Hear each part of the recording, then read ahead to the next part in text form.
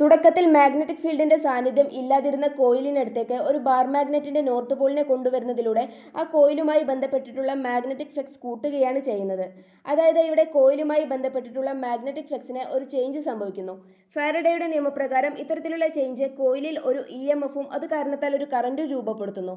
എന്നാൽ ഇവിടെ ഉണ്ടാകുന്ന കറന്റിന്റെ ഡയറക്ഷൻ മനസ്സിലാക്കാൻ നമ്മെ സഹായിക്കുന്നത് ലെൻസസ് ലോ ആണ്. അദ്ദേഹത്തിന്റെ നിയമപ്രകാരം ഇത്തരത്തിൽ കോയിലിൽ ഇൻഡ്യൂസ് ചെയ്യുന്ന കറന്റ് അത് ഉണ്ടാവാനിടയായിട്ടുള്ള കാരണത്തെ ഒപ്പോസ് ചെയ്യാനാണ് ശ്രമിക്കുന്നത്. ഒരു കറന്റ് ക്യാരിയിങ് കോയിലിന് ഒരു മാഗ്നറ്റിക് ഡൈപോളിനെ പോലെ ബിഹേവ് ചെയ്യാൻ സാധിക്കുന്നു. അതായത് ഇത്തരത്തിലുള്ള കോയിലിൽ ഒരു നോർത്ത് പോളും ഒരു സൗത്ത് പോളും രൂപപ്പെടുന്നു. നിങ്ങൾ കോയിലിനെ ഫേസ് ചെയ്യുമ്പോൾ കറന്റ് ആന്റി ക്ലോക്ക് വൈസ് ഡയറക്ഷനിലേക്ക് ഒഴുകുന്നതായിട്ടാണ് കാണുന്നതെങ്കിൽ ആ ഫേസിൽ രൂപപ്പെടുന്നത് മാഗ്നറ്റിക് നോർത്ത് പോൾ ആയിരിക്കും.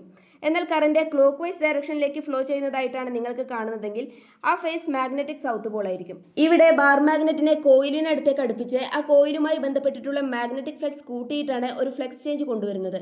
ലെൻസസ് ലോ പ്രകാരം ഇവിടെ ഇൻഡ്യൂസ് ചെയ്യുന്ന കറന്റ് അത് ഉണ്ടാവാനിടയായിട്ടുള്ള കാരണത്തെ, അതായത് ബാർ മാഗ്നറ്റിനെ കോയിലിനടുത്തേക്ക് കൊണ്ടുവരുന്നതിനെ ഒപ്പോസ് ചെയ്യണമെങ്കിൽ ബാർ മാഗ്നറ്റിന്റെ അപ്രോച്ചിങ് പോളിന് സമാനമായ പോൾ കോയിലിൽ രൂപപ്പെടുത്തുന്ന രീതിയിലായിരിക്കണം ഒഴുകേണ്ടത്.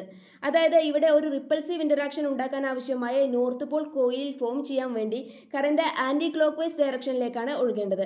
എന്നാൽ ബാർ മാഗ്നറ്റിനെ കോയിലിനടുത്ത് നിന്ന് കൊണ്ടുപോയി മാഗ്നറ്റിക് ഫ്ലക്സ് ഡിക്രീസ് ചെയ്യുന്ന ചേഞ്ചാണ് നിങ്ങൾ വരുത്തുന്നതെങ്കിൽ അത് കാരണത്താൽ ഉണ്ടാവുന്ന ഇൻഡ്യൂസ്ഡ് കറന്റ് ക്ലോക്ക് വൈസ് ഡയറക്ഷനിൽ ഒഴുകി അവിടെ ഒരു സൗത്ത് പോൾ രൂപപ്പെടുത്തി ബാർ മാഗ്നറ്റിനെ അട്രാക്ട് ചെയ്യാൻ ശ്രമിക്കുന്നതിലൂടെ നിങ്ങൾ ചെയ്യുന്ന പ്രവൃത്തിയെ ഒപ്പോസ് ചെയ്യുന്നു.